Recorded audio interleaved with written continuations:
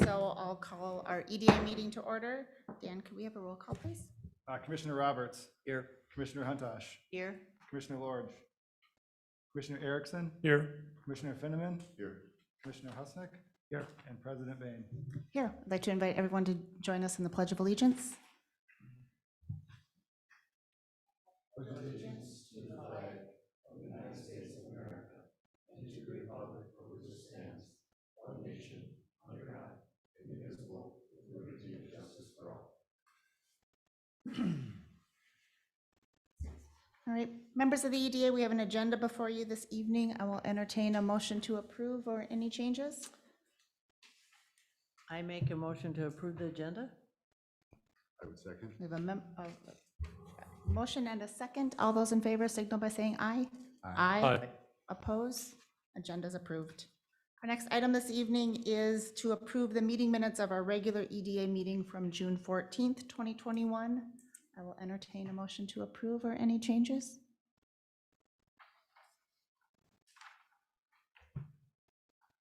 Make a motion to approve. I'll second. We have a motion and a second. All those in favor signal by saying aye. Aye. Abstain. Oppose? And we have, is it 3 abstentions? Yes.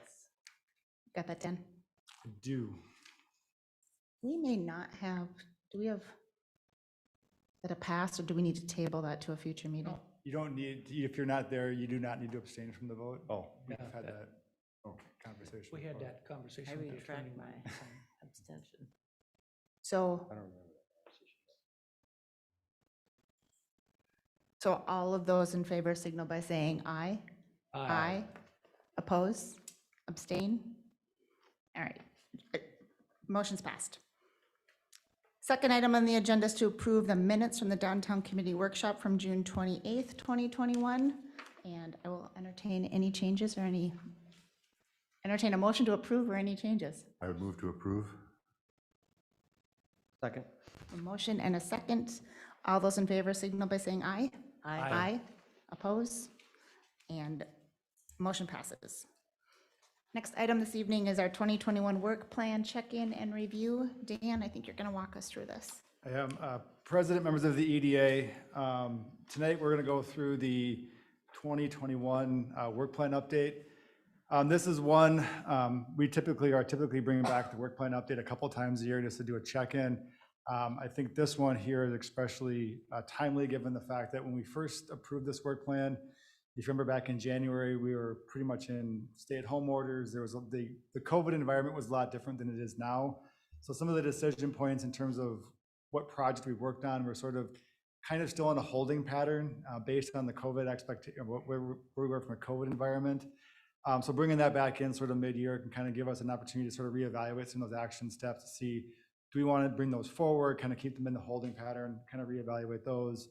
But also, our work plan goes through an every other year complete overhaul. So every other year we do go through this document and take a look at the 5 goals that we have set in the document and revisit those goals to make sure that those are still the goals that we want to work on.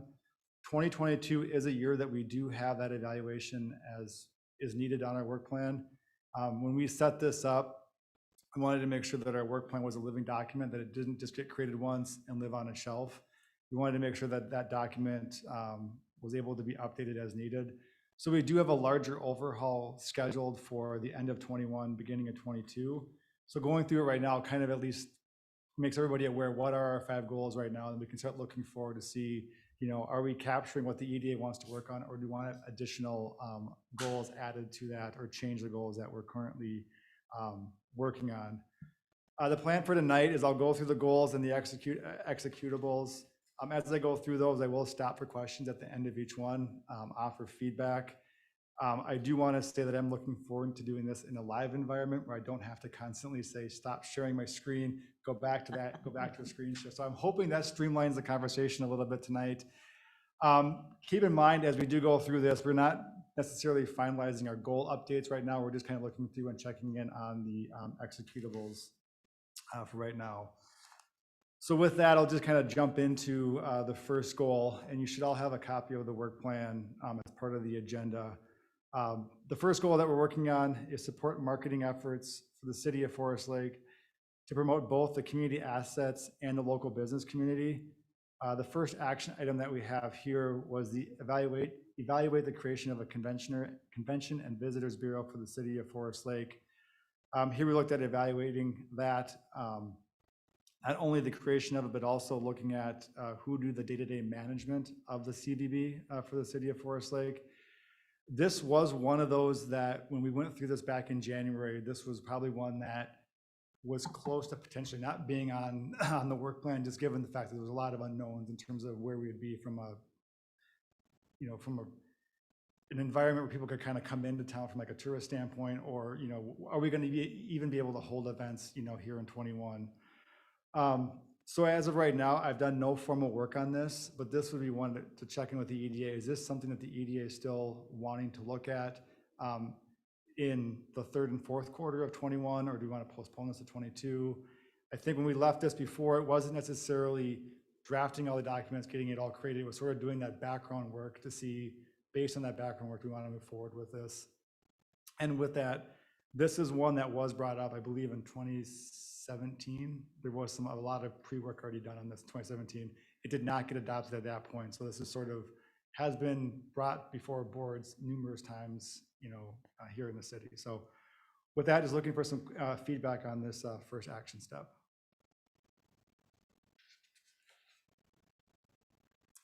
I would pretty strongly be in favor that we work on it right now, third and fourth quarters.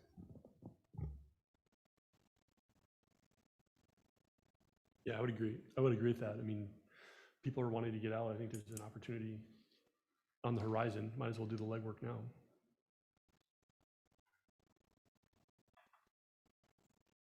Jen, is the thought on this that we are partnering with the chamber still? Is that still the current thought? That was the original thought when we had conversations. I have not talked to Nanette about that or the chamber recently on that, because like I said, it was more of a third, fourth quarter of 21, and there was other pressing issues that had focused my attention on. But that when this was originally envisioned in 2017, the chamber at that time was going to do the day-to-day operations of it. Those documents were there. I don't know if the chamber has capacity right now, if that has changed since in the past 4 years, or what that would be. But that would be, probably step one in terms of what that would look like. I would say, so two things. One, so be interested in feedback on appetite from the chamber and timing on what works for them, and what is that, does the rules that we'd previously discussed, is that still aligned? And so kind of confirmation of that and a check-in on timing, and then also perhaps feedback from restaurants or businesses. I know that there is the foundational component of this is an underlying tax, and that lodging tax, it may or may not be the right time to do that. And I know we've had various levels of feedback on that. And I guess some initial conversations to gauge appetite might be helpful, because I don't want us full charging ahead if we don't have partners that aren't ready and aren't thinking it's the right time. And coming out of post-COVID, maybe just a good opportunity to check in. But if they're ready, I would say we should support that. But again, I think that's the big question from my perspective. Other thoughts? So I agree with what Judy and Leif were saying. I would think that it's something we should try to push forward, but also your thoughts too. One question I guess I have was, I know at one point the city had a conversation about doing a general sales tax. And where is that at? Because I think to put both on might not be the best move. So if the city's thinking about moving forward with that sales tax, then we might need to want to look at this a little bit differently. Patrick, do you want to give an update on council's conversation on? Well, the sales tax issue is just an informational piece more than anything else. It's part of the long-term financial plan as we're looking at all options. It has not gotten any further than that. Again, we will look at what we believe the long-term financial plan is, what projects, and then the council will consider what kind of funding they will take. But right now it's not going anywhere, so yet. So, and also, just to be totally honest with all that, instituting a sales tax is very difficult for a city like our size, getting it through the legislature and getting it through a referendum. So the possibility of that is lower than just a normal fee or something that the council can do on their own.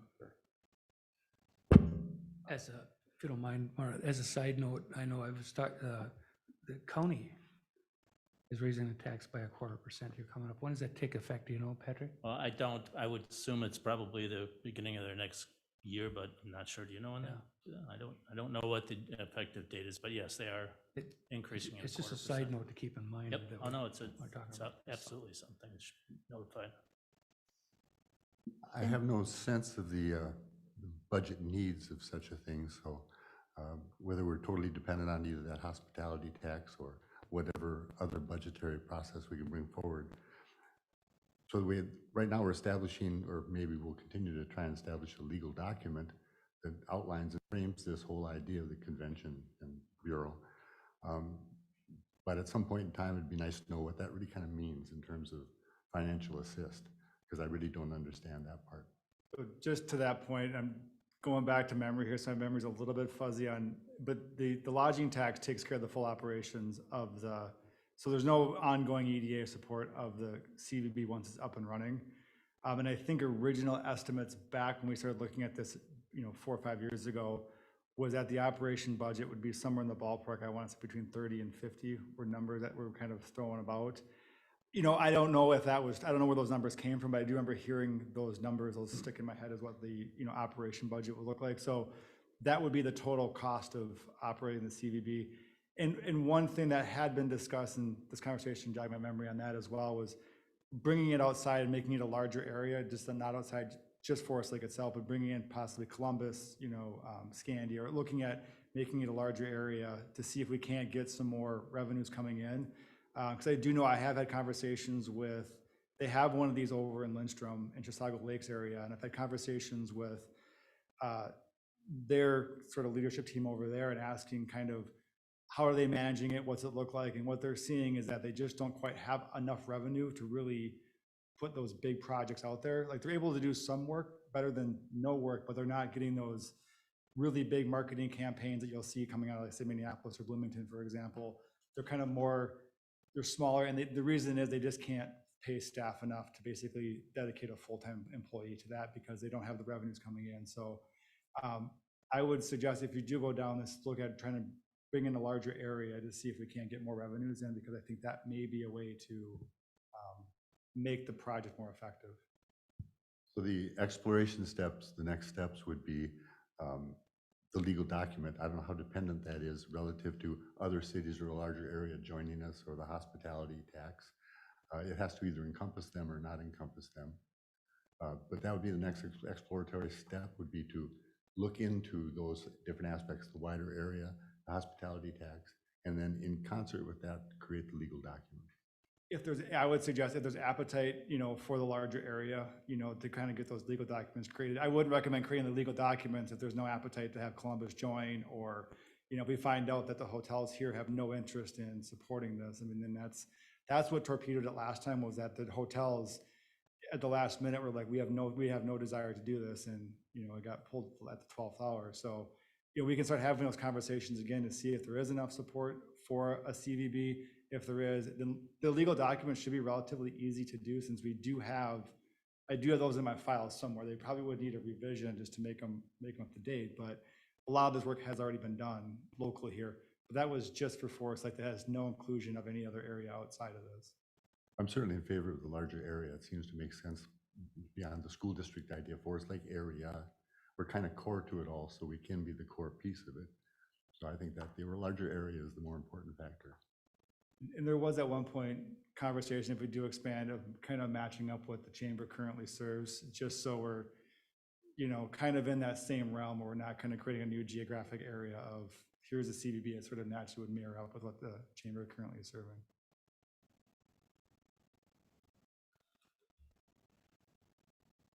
So it sounds like yes, appetite to continue conversation, and then kind of leave it to you to kind of bring back on timing, feedback, and suggested. Yep, that's helpful for me, just kind of knowing, because that was one that was tentative to begin with in January. And if it sounds like there's enough momentum now, we can start having those conversations and bring this back on a quarter 4 meeting agenda.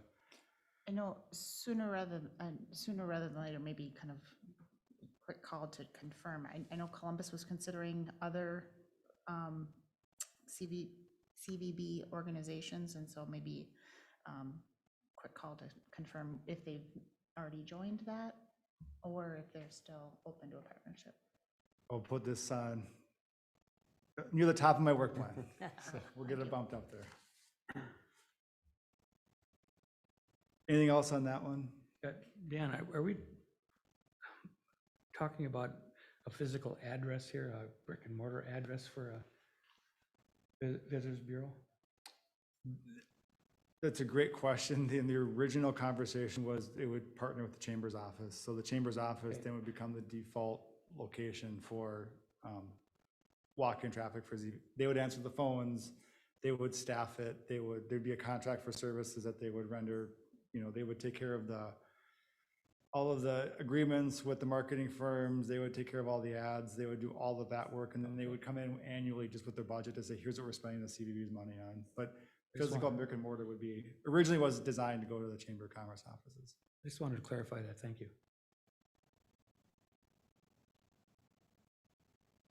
All right. The second action step that we have here is continue to attend and speak at Minnesota Real Estate Journal and MNCAR events to promote and market the city and look for new engagement channels within the development community, and also develop marketing materials which can be used at these events, as well as locally to promote the city of Forest Lake. The update here is that we are seeing these events come back online, come back into an in-person setting. We met back in January. We really did not know if they'd be hosting these in person or remotely. Chris can confirm MNCAR is scheduled for October this year. So they're back on an in-person footing. And this August, the East Metro Developers Conference will be held in Golden Valley. And I'm speaking on that as part of the panel for the Minnesota Technology Corridor, so promoting Forest Lake at that as well. So kind of getting those gears back and rolling, up and running again. Promotional materials, we'll be looking at creating those prior to the MNCAR event. That's the one that's more of a trade show. That's probably the better footing to put the promotional materials out. The East Metro Developers Conference is more of a, I mean, there's a lot of attendees, but it's not so much a trade show environment, it's more of a speaker classroom style setting. So I'm shooting for the MNCAR event to have the marketing materials there so we can get those out in the hands of developers and site selectors later this year. So good to see those are coming back online as well for those engagement opportunities.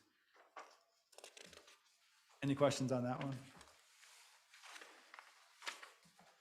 Goal number 2 is promoting downtown revitalization. Action step is complete the downtown planning process. We are well underway in downtown planning. The downtown committee, we've hired the downtown planner, and they are right now working furiously on getting our plan developed, getting feedback on the current state. They're soliciting feedback from business owners as well as residents at this point. The one update I do have here is that we had originally hoped to get this done in Q4 of 21. It's looking like this will now be done in Q1 or Q2 of 22, just because of that later start that we had, because we were just kind of the vetting process took a little bit longer.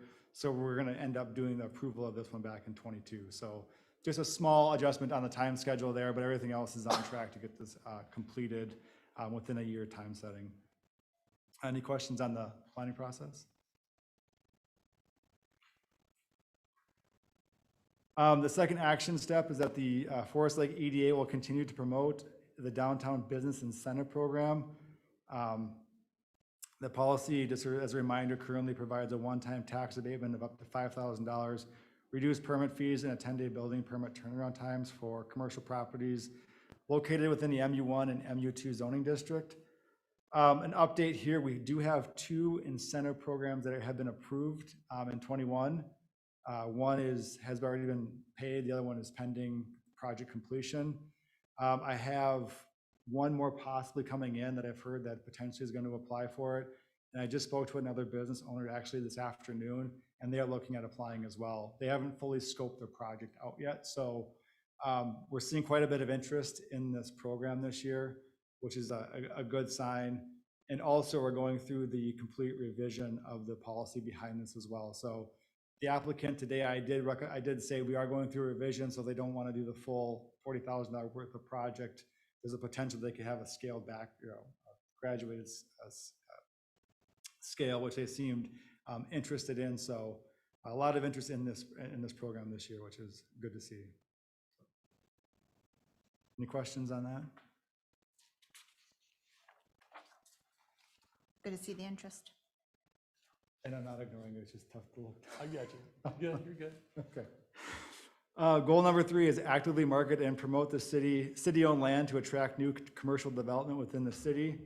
The first action step here is to continue to support the efforts of the Minnesota Technology Corridor by actively marketing the Headwaters 123 as a premier property within the corridor.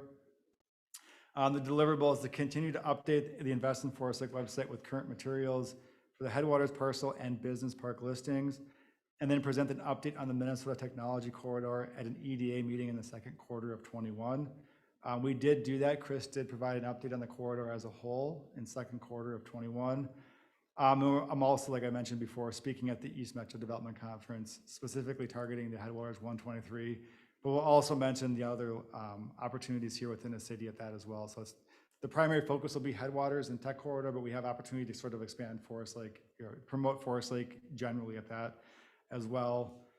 Also want to give the EDA the update. It's not listed here, but we do have the two remaining parcels in the airport business park have been listed with CBRE. So those are now actively being listed with the same firm that has the Headwaters listing. So we have the same agent on both properties right now. So we have both of those out on the national stage, trying to solicit some, get those sold and developed here in the city. So it's not listed here, but we do have the airport business park listed now as well. Any questions on that person? Reminder that the one parcel had sold, so there's been nice progress. Oh yeah, 2 parcels. 2 parcels. Yeah, there was, beginning of the year we had 4, now we're just down to 2, so 2 have sold. So thanks for that reminder. When you go to the East Metro Development Summit, does our marketers, CBRE, ever participate? Do they ever step in with you to, I don't know, reinforce the opportunity? It's a panel discussion that I'll be taking part of, and Dan from CBRE won't be there, as part of the panel discussion. It'll be myself, Bruce from Connexus and Rachel from the city of Hugo. So it's more of a, city-led initiative there, but, Dan won't be there presenting. He may be in attendance. I don't know if he's going to be attending it or not, but the primary focus on that is just to bring awareness to the Tech Corridor, and then answer any follow-up questions that do happen as a result of that presentation. Seeing as how the door is starting to open to life again, it might not be too bad down the road here a little bit to get some kind of assessment from CBRE as to how they see movement forward and what they're starting to learn and what they've seen in the past. But the past I know is muted, but the future and what they expect to see. I'd just like to get a better feeling for this. We're going to hang on to this piece of property for quite some time, and I guess I need the reassurance of CBRE as we go along, and as I see the work they're accomplishing, if they're reaching out in different ways or more ways.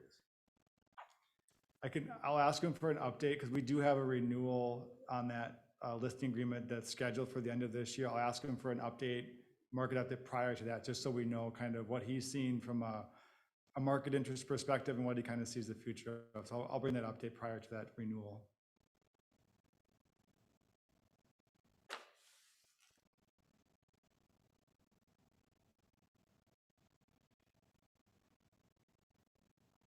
All right, the second action step that we have here is partnering with Washington County CDA and attend real estate and development trade shows and work to establish a contact list within the commercial real estate market. At this point, I'm starting to get back in and talking to Chris about, we're taking part of the East Metro Development Summit. And I'm also hoping to attend MNCAR again with him as well, like we did in 2019, so we can start to get that list established. Have not designed any type of trade show materials at this point, did not want to do that kind of prior to knowing those are going to come back online, because even though you try to make those materials as timeless as possible, they always tend to start aging as soon as you get them printed. So kind of wanted to get that printing as close to the return to in-person as possible. So I will be reaching out to try to look at what it would take to get some trade show materials done, hopefully in advance of MNCAR when I go there this year, assuming Chris will take me again.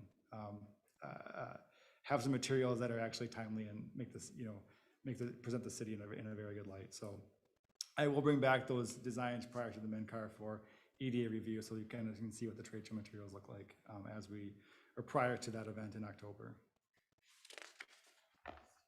Is there an opportunity here, or are we well-timed? I just think about, so we got a contact list. One of the items here is to establish a contact list. I'm wondering if there's some content or some campaigns that we should be thinking about to develop to drive traffic to investinforestlake.com. I'm not sure what that looks like, if that is paid ad somewhere, or if that is some sort of a campaign, a more specific targeted campaign based on a contact list. But I think the broader goal would be just to do some sort of a campaign that measurably upticks the traffic on that site, especially as, things start to kind of get back and, I can look into looking at a specific marketing campaign. I mean, it's kind of interesting in the fact that within the past probably week or 2 weeks, how much traffic has, like, even in my own inbox, like stuff, we're coming back in person. It's like all of a sudden it's like the floodgates have opened up and there's a lot of stuff coming out. So, which is good to see, but it's like with that, there's also opportunity to potentially, can you piggyback and can you sponsor an ad in a real estate journal like we used to do? Can we do something to that effect that specifically, like you said, drives traffic here to hopefully get some of that contact? Because we do have a contact generator on the site where they can ask questions, and that's responded to Monday through Friday during regular office hours. So we do have some stuff once they're there that they can easily contact the city that way. actually, I leapt to the conclusion that there was a need to generate more traffic. Are we seeing enough traffic that are we satisfied? Or, I mean, I guess you've never had too much traffic, but. I would say we should probably look at generating more traffic to it. I mean, there was a bunch of traffic when it first launched, and then last year was pretty quiet on it. It's tough right now, I will be honest with you, looking back at traffic generation, because we are also doing the downtown planning, so there's some stuff that's kind of going through that as well. But I think it's also good to show that one site, if somebody's coming in from the outside, is seeing the headwaters parcel, seeing sort of the downtown planning, they're seeing all of the activities in one location. So they're kind of showing us that we are forward thinking, and I think that's beneficial, especially if you're a site selector or somebody looking to locate a business.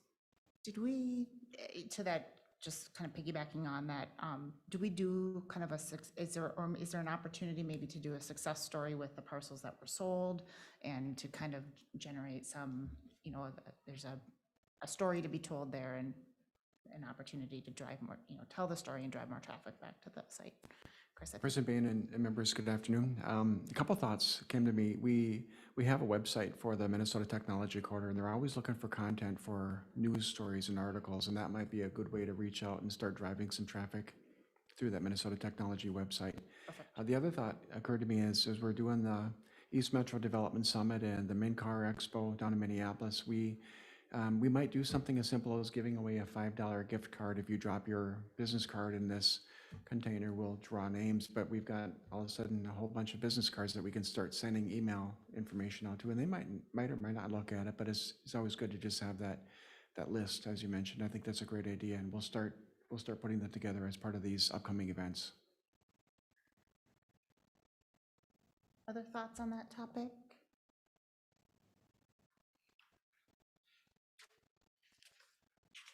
Okay. Moving on to goal number 4. And goal number 4 is supporting workforce development through the establishment of active partnerships with local businesses and workforce development training providers to build a dynamic workforce for the city of Forest Lake. And kind of before I dive into this one, in looking at the 5 goals and looking at what the recent webinars I've been on, this goal here is probably one of the most critical goals that I've seen recently. There's probably more need here than any other goal that we have on the list, but this is also probably the one goal that's the most challenging to get your arms around. So I think we need to approach it with some creative thinking, because it's sort of, what is the role of the EDA? We're not a workforce training center. We're not a college. We're not in that realm, but we need to at least get those partnerships in place, because this is what's going to drive the economy in Minnesota. I was on a webinar recently with the Minnesota Chamber of Commerce. They just released a study for Minnesota workforce through 2030. And they said the biggest limiter in terms of what's going to grow the Minnesota economy is our workforce. Like we cannot get enough workers in right now. People aren't coming in like they used to. And they said that's the one thing that could potentially stall out our economy is not getting workforce. So I think by focusing here, if we can get a creative program in place, and get those partnerships going and get this work plan or this item, create that program here, I think that's going to give us a huge leg up for site selectors. If you can go to them and say, our workforce is strong, we have the partnerships in place where if you come in here and you bring 200 jobs to the city, we can fill them. We had the pipeline here that you can tap into to help fill those positions. So I think this goal here is definitely one that's, be very important now and moving forward for the city to focus on. But like I said, the hard thing is it's such a giant dynamic problem that it's tough to kind of get your arms around and try to get some action items out of here. But to kind of start, we do have, 3 action steps that are on here. The first one is to work with the businesses to learn about their challenges and finding and retaining talent, and then make the connections within that development and training providers, educators, and others to identify opportunities to address those challenges.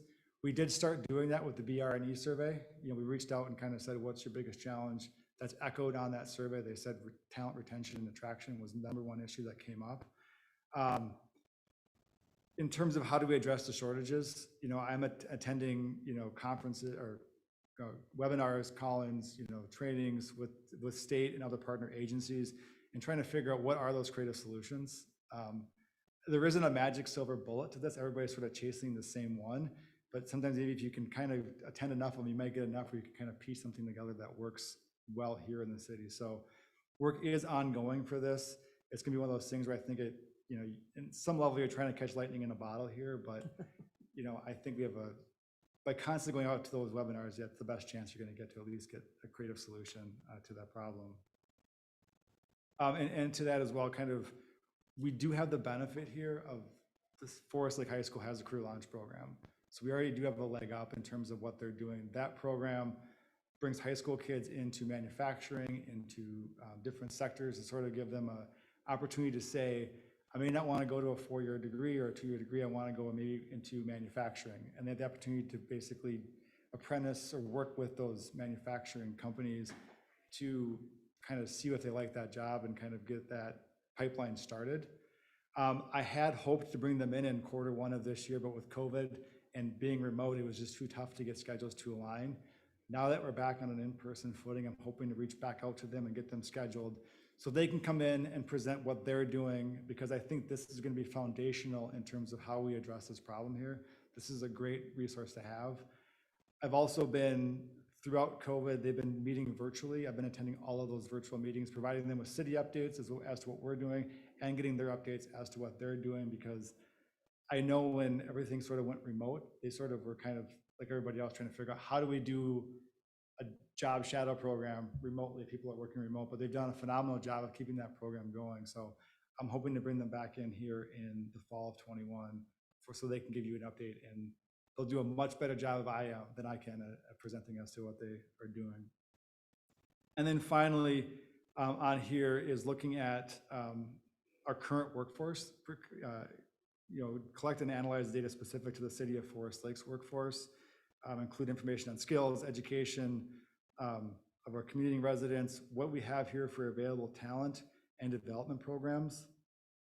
One thing we're looking at, I had talked to Chris a little bit about doing a labor force study, just to kind of see what are our actual needs here. Reach out to local businesses and have a consulting firm come in and actually develop that labor force study, so we really know where our gaps are and where we're strong.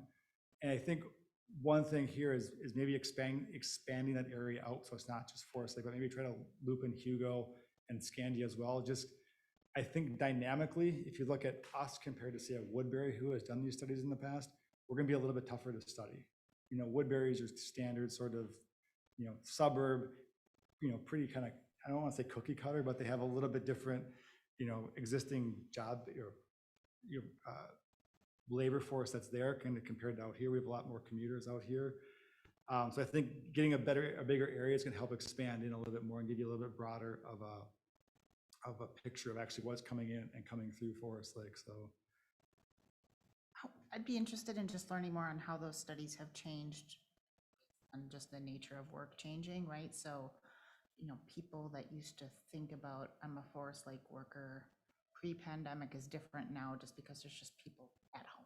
And so they used to very much identify with being, I'm in Minneapolis or I'm in St. Paul, and they still are technically in those roles, but physically located in just a living room. So I'd be interested in just how those studies have changed and what's important data points coming out of that. Because I think you're looking for what's the talent pool here. And obviously that hasn't changed, but people's identification of where that job is connected to is certainly much different. I would think a good source of data would also be the local employment agencies that are operating here locally. They seem to work within geographic areas. They seem to know what happens within those geographic areas. And they are trying to push people toward jobs in a variety of ways. So we have 2 or 3 of them, if not more than that, locally. It seems to me there's a good data source there. President Band, members, one of the things I might just add briefly is that this is going to be, I think, one of our greatest challenges going forward, the availability of worker and the availability of talent, not only for our existing businesses, but certainly for those that are looking at relocating or expanding, and maybe even keeping those businesses that are here from relocating to where they can find talent. So it's something that we definitely need to step up our efforts a little bit on. I got a call last week from a telemarketing company that is really, they're a marketing company that sells cellular phone data. And so when you travel, your phone is tracking you, and they have information that they will sell you. And I think the information has changed dramatically over the last year and a half, where people that, we maybe had 80% of our working residents driving outside of the county and outside of the city to work every day. Maybe now that's changed to 40% or 50%, but I'd really like to work with you to find out, is that information that would be valuable to the EDA, or what other kinds of things should we be asking if we're looking at obtaining this information? And certainly talk to the employers. What are you experiencing right now? And I know Nanette can speak to that, because we talk about it on a regular basis, that this is it's a real issue. And I think having the information available to determine what is our projected employment pool, not only looking back to see where we've been, but looking forward to say, where are we going to be in a year or 2 or 3 years from now? And how do we help our businesses survive by finding those workers? It's a real challenge right now. Mara, if you don't mind, Chris, the question I have for you too is, what involvement can the county help us with? Because that's something the city can do by itself.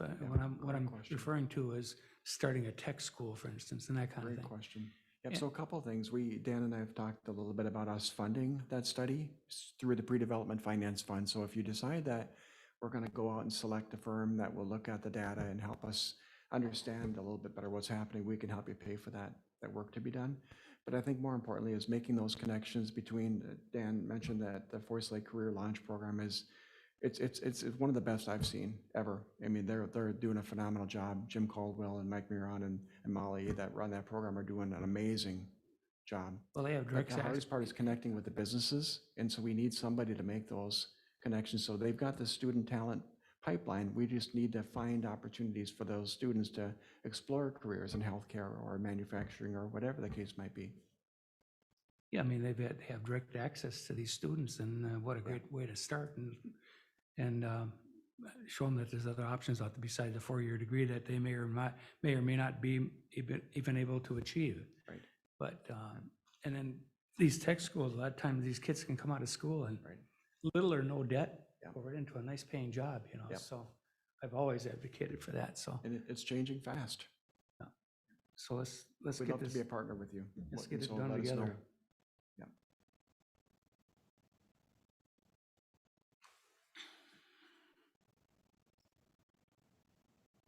Again, as you tee up that conversation with Career Launch, I think one of the foundational questions will be for us is, how can we help them, right? They've got a great program. What can we do to amplify what they're already doing?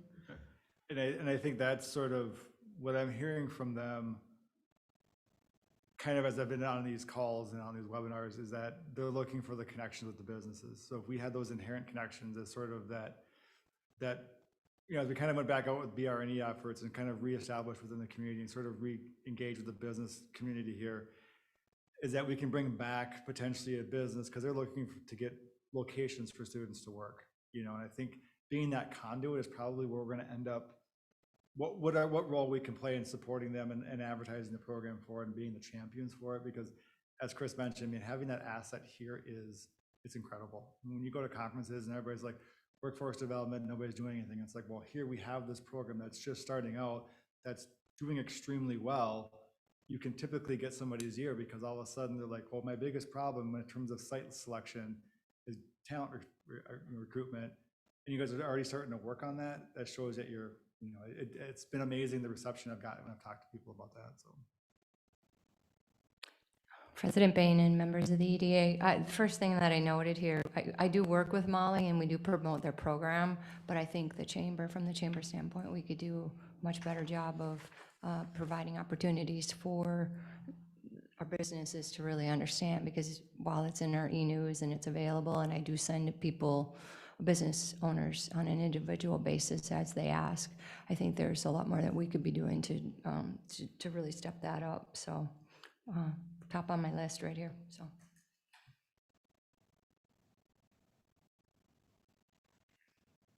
Any other feedback items for goal 4? Again, anything further you need from us? Nope. Last goal is goal number 5, identify barriers to redevelopment within the city, and look for proactive solutions to reduce or eliminate these barriers. The first action step is perform a policy review of tax abatement, business subsidy, and TIF programs, and update the current policies as needed. Work is underway right now on the downtown incentive program. When I get that completed, I'll begin work on the other 2, the tax abatement and TIF programs. I have been looking at how other cities have packaged up their tax abatement and TIF programs, and kind of taking the best examples of what I'm seeing there and kind of keeping a folder so we can kind of come back and look at what does a TIF program look like here? What does the tax abatement program look like here for the city? So those are upcoming. I'm hoping to at least bring back one of the 2 before the end of the year so we can start work on that next one once we get the downtown incentive program completed. And the ultimate goal here would be have sort of a portfolio of options. So if a developer comes in, we can say, here's our incentive program package that we can offer. So we don't have to sort of always kind of think off the top of my head. We can sort of say, we've already done some of that back leg work. Here's our policies there. So look for those to come forward at a later date. Second action step would be identify infrastructure along the 61 corridor in need of aesthetic improvement or maintenance, such as light poles, telephone poles, city landscaping items, and develop an estimate for the required work. I've not done any official work on this at this point. Some of this will be roped in or will be addressed with the downtown planning process. So that doesn't go all the way down the 61 corridor, but that's sort of at this point been deferred back to the downtown planning process. If we see some ideas come out of there, we can look at expanding that down to the Highway 61 corridor as well. And then finally, support the Washington County Revolving Loan Fund Program for small businesses by participating in policy discussions with the Washington County CDA and the Economic Development Group. Explore creating a city matching revolving loan fund program for business expansion and commercial building improvements. I forgot to copy and paste the update that Chris had given me on this one into the work plan. So Chris, could you just give a quick update as to where the county is on this one, since this was a partnership with the county? Yeah, President Bain and members, the wish list in the county's economic development work plan still has a revolving loan fund as one of our priorities. It's difficult coming out of the pandemic right now because the businesses aren't looking for loans. They don't want to take on additional debt right now. So we're likely going to wait another year, not levy for that revolving loan fund program to start in 2022, but probably look at it for 2023, and hopefully we'll be back on track again.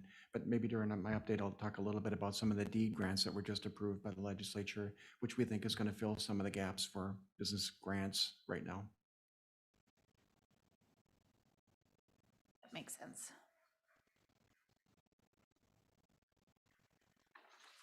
Any questions on the last goal number 5?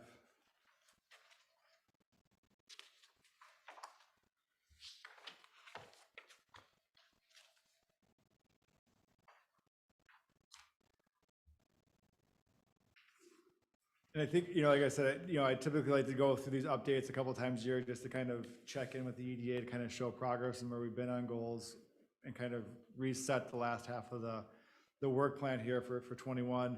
I do have enough here to really go on and really kind of create the next, meeting agendas and what the priorities are for the remainder here of 21. Just keep in mind, keep this in the front of your brains as we start looking at the end of this year.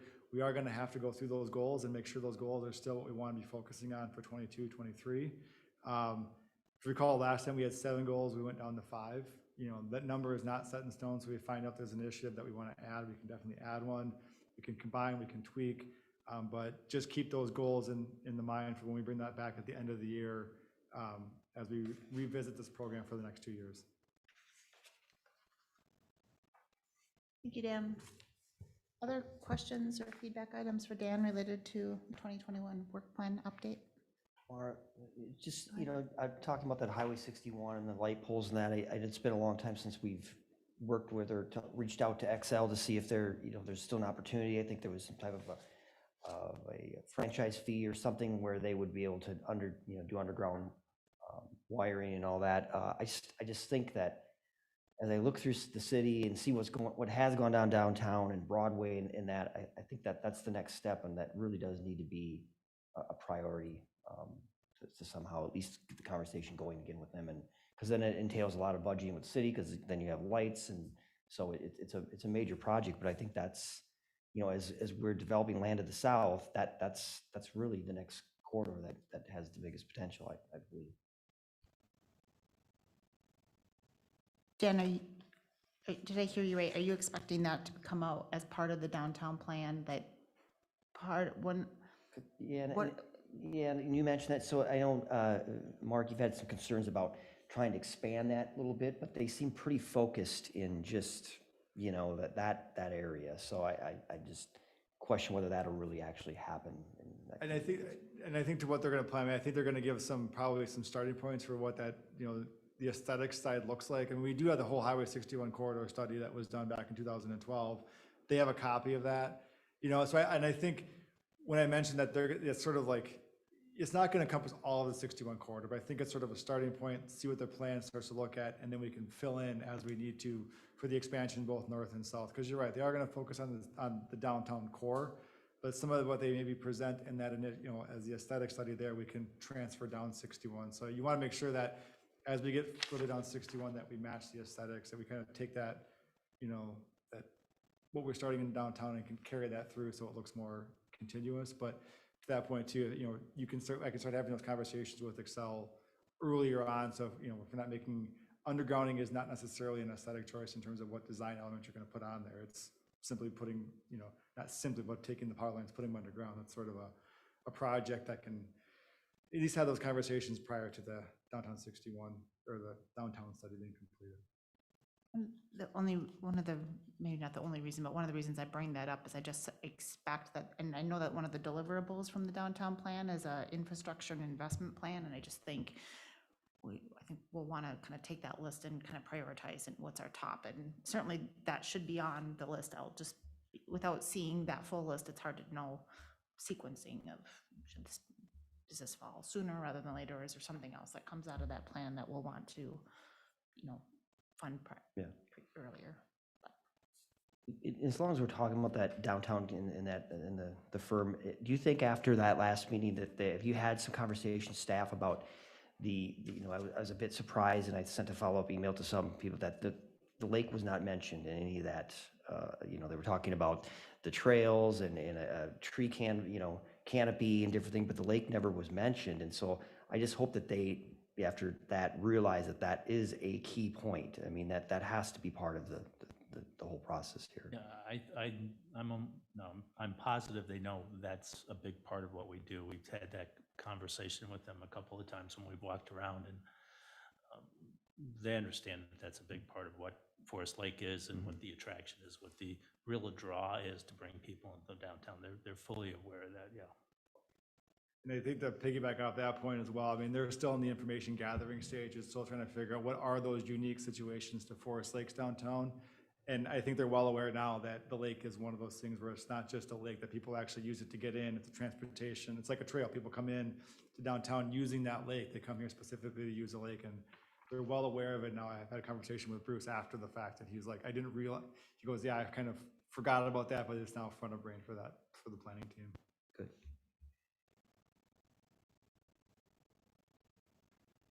That would mean directly dealing with the associations, the lake associations, and really understand what they understand and what they would promote. Yeah, and Jerry, who's the president, is part of the committee, so he's going on board and is willing to be engaged, so. Anything else for 2021 plan? It's a good transition point to just talk about 2022 budget drivers. Dan, anything in particular you want to present before we open it up? No, this is pretty much just there as we start to develop the 2022 budget. This is the time, if we're looking at the EDA wants to kind of put another initiative on there, kind of explore another option, is to get in here now so we can start looking at what the budget impact would be for 2022. So this is more here as sort of a next step off the work plan, start looking at if there's any drivers, if we're missing anything for 2022 that you'd like to see added in, so we can start considering that for the 2022 budget. I'm happy to just open it up. I have a couple of thoughts to kick off, but anyone else want to jump in Well, first? Go ahead. I guess, so, after going through all the goals and everything, and looking at your workload specifically, Dan, and what you bring to the table, and what a great job you've done, are we to the point, I know we've talked about this a number of years ago, to bringing in an economic development staff member that handles that, so that more of this stuff can get done? Again, I can't imagine your workload and what you've done, and then but just out of curiosity, on a given week, what percentage of your time do you think you are putting into this? Because I'm wondering how you can do it all, really, at times. I'll be honest, it varies depending on the week. I have weeks where it's, primary focus is working in economic development stuff. And other weeks where I have other, duties that come in. So I've actually never done a time study. It's just sort of, I just get the work done, it's on my desk, but it's certain weeks there, it's very much derivative, or, especially like a week like with the real estate expo coming up, there'll be a lot of prep work to go there to make sure everything's ready to go, that the speech is good, so heavy weeks there. But also it can be one of those things where you have to respond quickly to an RFI that comes in. You don't really know when RFIs are going to come in, so you have to be ready to respond, kind of drop everything, get the RFI out, deal with that, and then kind of go back to other workloads. So it's really tough for me to sit and give you I can start tracking it, but I can't. No, and it was more curiosity, just whether, bringing the question back to, are we there to the point where as far as the budget, when we're talking about budget stuff, and is that something that the council would have the appetite for? Would it come from an EDA budget, or how would that all work? I guess it's. Let me try to address some of that. The next few weeks, 3 to 4 weeks, the staff will present to the council a staffing analysis and internal staffing analysis on what we believe the priorities of the organization are. And first of all, I would agree with the great job Dan's done with economic development in this committee. And I think we're at the point to do something, whether that's a economic development position or whether that's an economic development director. That's to be determined depending on cost and when we can afford to do that. If it was an economic development position individual instead of a director, which would have more duties than that, I would believe it would be an EDA budget item. That seems to make a lot of sense to me. So we will know that and present that to the council very shortly once we have tightened up and finalized that list. But I agree there's a need for something. It's just what we can afford and when we can afford to do it. With Nan's kind of a one-man band there, and so to bring that CVB into her hands, maybe that's something that the city would maybe more manage as partnership, and maybe that's a way to justify that additional staff member or something, I guess. Well, and as a community this size, and with the open land and some of the goals that you would like to accomplish with downtown, that's a lot of work, and it's a lot of time and effort, and I think we will have to address it sooner rather than later. I mean, 1 to 2 years at the most, not 5 to 6 or 10 years. Just again, it's how we slot it, where we slot it, and what the council and the budget can afford to take, so. And just to comment, we have that same area on police officers and other staff places, so I mean, we're getting the pressure of a growing community. That's pretty normal, so. Other things that immediately come to mind thinking of 2022 budget.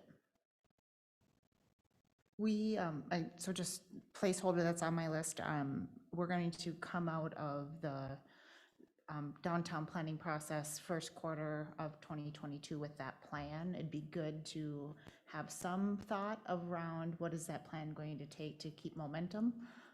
Because what I don't want to have happen is we, come out with a long list of things that we then have to take a 9-month stall on to have budget. And so looking ahead, and I think the planners probably have, many of their clients are long-term clients, and they kind of, I think, can help us look around the corner and what should we be considering from an EDA budget perspective to support immediate next steps coming out of the plan. And that has been requested when I talked to HKJ when I got brought on. I said, can you at least get me some low-hanging fruit so we can at least earmark in budget for 22? Because to that point, you don't want to lose a full year in terms of going from planning to execution. So they are going to at least give us some placeholder information as to here's some initial stuff. It may not be in the final plan when it gets adopted, but at least there'll be some budget in there that we can set to start working on some of that next year.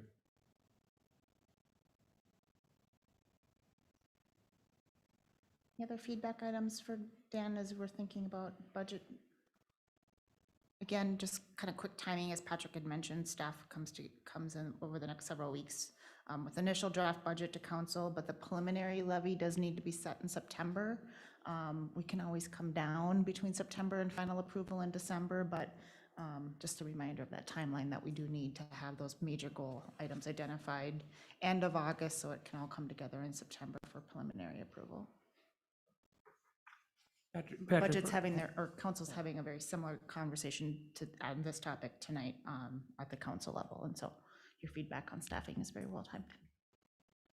Patrick, the city of Forsyth is supposed to be getting some money again, is that? Yeah, we through the state are or something? getting some money from the federal government. I believe it's 2.1 and change. We have to look at what all the requirements are, but initial review of those requirements, they're heavily weighted towards infrastructure, water and sewer, but also other kind of relief packages, business and things like Because that. I was just kind of wondering how that money can be allocated. So for example, we have completed a downtown sewer study, and there are some barriers with the sewer study.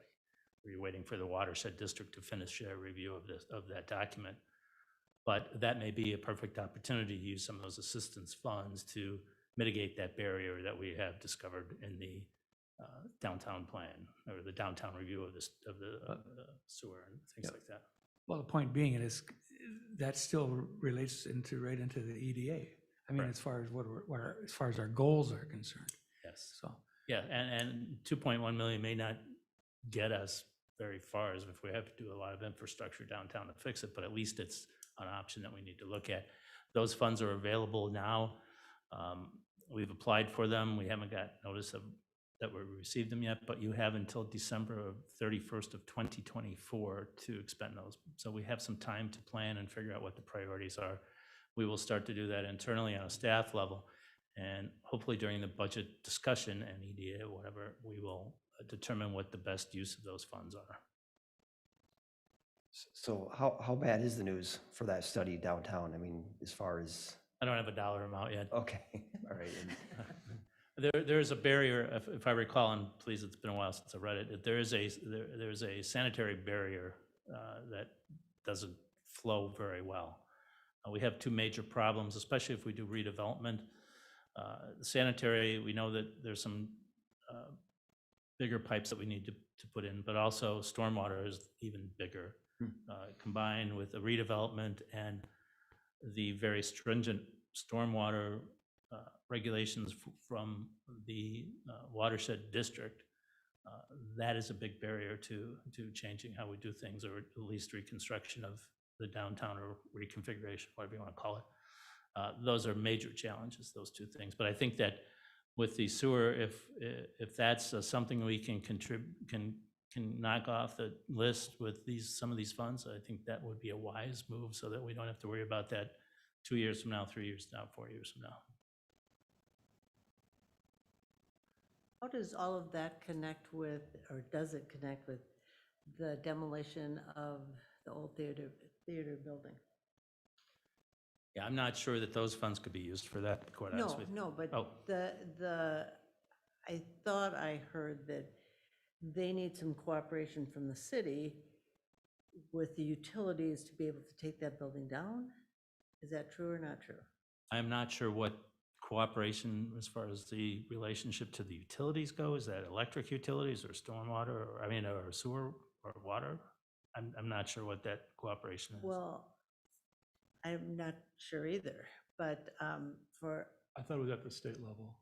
Yeah, State level? for them to tear, so underneath 61.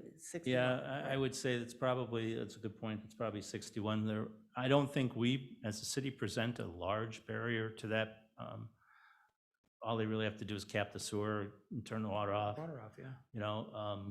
I think the bigger issue is the expense to tear down that structure. And then if there is some state right-of-way issues or something, that may be an issue that they can't have equipment too close or something, but they maybe have to have permitting. But as far as the city goes, So there's really no impediment on our part. The demolition permit, cap the sewer, cap the water, and have a plan. The demolition plan would tell you where to truck it, how to take it out. Which would include some safety measures along the sidewalk there, I'm sure. Yeah. Yeah. And I think that may be where the state comes in, like you said, so I haven't had that discussion. I don't know what those barriers are. I've been told that, so. Bring the conversation back to other budget feedback items, 2022. We'll certainly have a broader budget workshop, but wanted to piggyback at least the review of goals into kind of forward thinking on rolling that ahead. So have opportunity for future workshop sessions on that topic. With that, let's keep moving, and other city updates. Jan, Patrick, anything for EDA this evening? Just at the downtown planning link is now live on the city's homepage as well. So we're starting to see feedback come in. I checked before the meeting. There were a couple of comments on the word cloud and 13 and 25 marks on the map. So starting to come in. Do you have some social media planned for that as well, now that it's on the city site? We will get it planned. Yeah, I don't have it at this point, but we'll get it planned. Very good. Washington County? Thank you, President Bain and members. Just a real quick update for you. I mentioned earlier that the state of Minnesota has appropriated, the legislature has appropriated about $200 million to DEED, the Department of Employment and Economic Development. And a big chunk of that is going to go directly to business grants. And so there'll be another round of funding coming through the state of Minnesota. There's a webinar coming up on Thursday, and I can send Dan the information if anybody wants to watch it.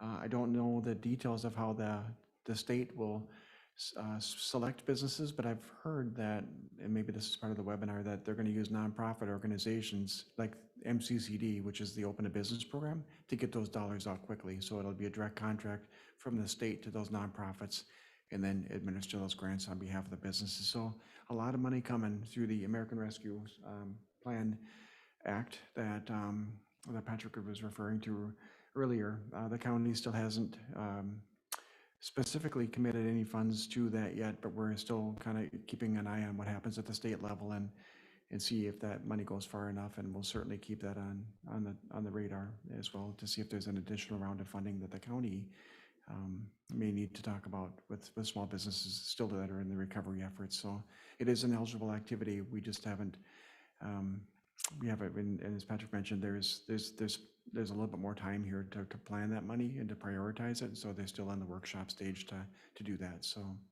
but I'll let you know more, and certainly I can pass that link on Dan if anybody wants to watch that DEED webinar that's coming up on Thursday this week. That'd be great. Thank you. And that is so that that program is intended to be, so state funded, state programming, they might use nonprofits to administer, but that is expected to be a grant program, Correct. not a loan? It is a grant program directly to small businesses. Yeah, Right. through the nonprofits. Yeah. Forward on that link, that'd be good. Mm-hmm. Thank you. Thank you. Any questions for Chris this evening? All right. Chamber update. Annette, anything for us tonight? Just a couple things I thought I would share. We are also looking at hiring, so it's good that I think these conversations are good because it affects, I think that's part of it too. We discussed that some of these, the occupancy tax would fuel directly into a staff position. And so, so these are great pieces to add to that thought process as we move forward. We are also in the middle of a software integration. So that's a bit Challenging. yeah, fun, as Patrick said. So, so that's where a lot of, my brain is, and will be for a little bit longer. But really looking forward to the effectiveness and efficiency of having that available, which also includes job listings and things of that nature. So there's some real interesting pieces with that. We also have been introducing and welcoming some new businesses into the community, so that's great. We're always happy, and there's more coming. We found that even though they, almost every single one, they say they're going to open at a certain time, and it's delayed. And so that's just kind of the nature of the beast these days. Is it's usually later than what they anticipate, but we do have businesses opening, so very happy about that. And then from an internal standpoint, our 34th annual Chamber Golf event is 2 weeks from today. So that takes whatever was left, that. We are having a record-breaking year. It's amazing. We are to capacity on golfers, and so I'm very excited about that. It's always a great day, so if you're not on a golf team, there's probably a few that are looking for golfers. And then talking about the education and our partnerships with the school, we get done with golf, and then in August, we welcome all of the new teachers to Forest Lake and Leela. So that happens at the end of the month, and so we provide a lunch and sort of a vendor show. So the businesses are there to promote to the teachers, and so that comes up at the end of August. So that's what's going on at the Chamber. Fabulous. Thank you. Thank you. And with that, that's the end of our planned agenda this evening. Anything else? Otherwise, I will entertain a motion to adjourn. I'll make a motion to adjourn. Second. Motion and a second. All those in favor signal by saying aye. Aye. Oppose? And we're adjourned.